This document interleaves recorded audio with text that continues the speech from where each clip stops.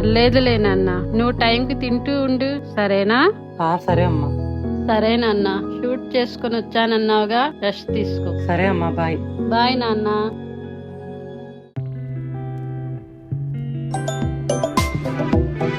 ఎవరిది unknown number? Hello, ఎవరు?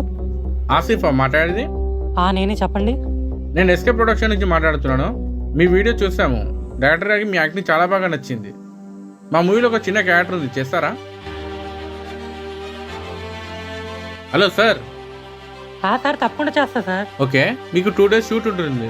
మీ schedule ఎప్పుడో చెప్తే మేము సెట్ చేస్తాం. సార్ నాకు ఎప్పుడైనా పర్లేదు సార్. సరే అండి, నేను మీకు 1 dayలో డేట్ చెప్తా, ఓకేనా?